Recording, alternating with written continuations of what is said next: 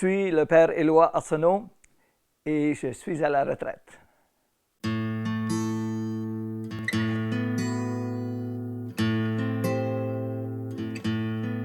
Je suis natif de Saint-Chrysostome, dans la paroisse Saint-Philippe-Saint-Jacques, ici même. Et puis, j'ai été élevé sur une ferme avec 6 frères, avec 6 frères et sœurs.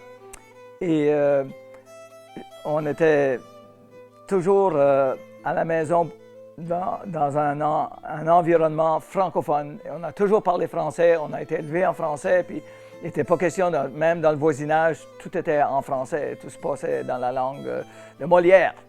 Et puis finalement, même à l'école ici, même si les écoles officiellement étaient anglaises, on a été chanceux que les professeurs étaient toujours de la région.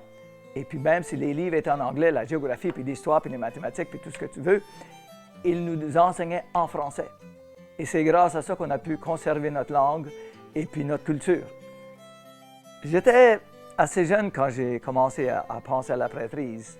Parce qu'évidemment, dans le temps, dans les années 50, 58, 59, on allait à l'église régulièrement, puis on priait beaucoup à la maison, puis tout ça. Puis c'était déjà dans mes idées depuis l'âge de 11-12 ans de devenir prêtre parce que j'avais cette tendance d'aller visiter des gens, des personnes âgées, puis de vouloir aider ceux qui étaient malades. Et puis j'avais l'impression que ça serait la meilleure façon de rendre service. La première année que j'ai pris ma retraite, je suis allé au Mexique pendant les mois d'hiver, de la fin octobre aller jusqu'à la fin avril.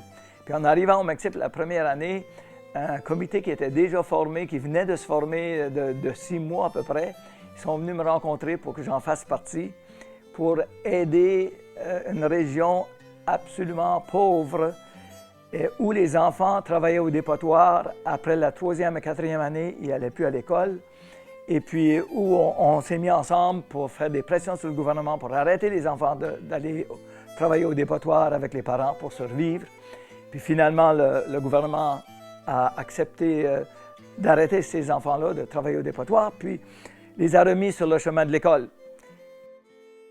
Parler en français pour les Acadiens, pour moi, c'est essentiel, puis il faut motiver les gens et leur donner cette fierté d'être qui ils sont et de savoir qu'on peut vivre en français et puis qu'on n'est pas tout seul, avec plusieurs pays à travers le monde qui sont francophones, puis surtout qu'on a des cousins acadiens en Louisiane, au-delà d'1,5 million de descendance acadienne, comme il y en a 1,5 million également au Québec de descendance acadienne.